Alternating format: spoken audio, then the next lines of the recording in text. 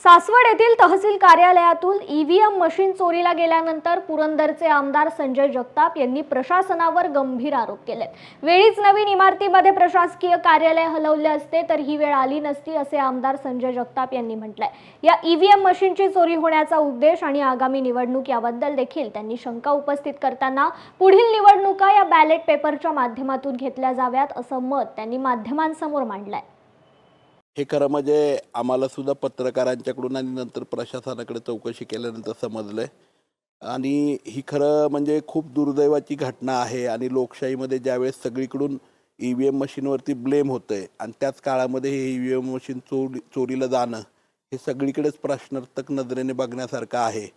आणि सर्वात महत्त्वाचा विषय याच्यामध्ये हा आहे आणि तो मला वाटतंय आपल्या सगळ्यांना मला निदर्शनास आणून द्यायचं आहे। 15 ऑगस्ट 2023 पासून पुणे जिल्ह्याचे पालकमंत्री चंद्रकांतदादा पाटील असतील त्यांनाही आणि आदरणीय उपमुख्यमंत्री आणि पालकमंत्री अजितदादा पवार साहेबांनाही मी सातत्याने फॉलोअप घेतोय। प्रशासनाला कलेक्टर साहेबांनी सातत्याने फॉलोअप घेतोय की पुरंदरची प्रशासकीय इमारत SD ऑफिस, प्रांत ऑफिस आणि काही त्याच्यातले ऑफिसेस हे पूर्ण आहेत, तुम्ही त्वरेने शिफ्ट करा।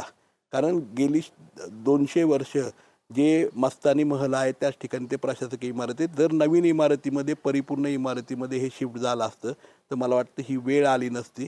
आणि केवळ ते शिफ्ट न झाल्यामुळेच आजची ही वेळ त्या ठिकाणी आलेली आहे, कारण अतिशय मोडकळीस आलेलं ते प्रशासकीय त्या ठिकाणी तहसील कचेरी आहे।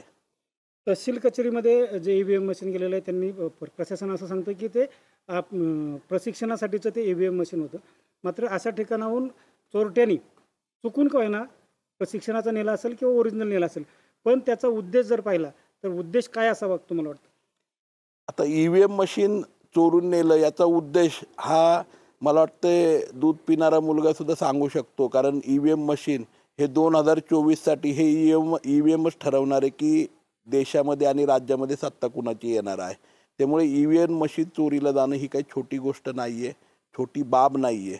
आणि ईव्हीएम मशीन म्हणजे एखाद्या आज इलेक्ट्रॉनिकमध्ये, सॉफ्टवेअरमध्ये, ॲप्लिकेशनमध्ये, मशिनरीमध्ये रिप्लिका होतात।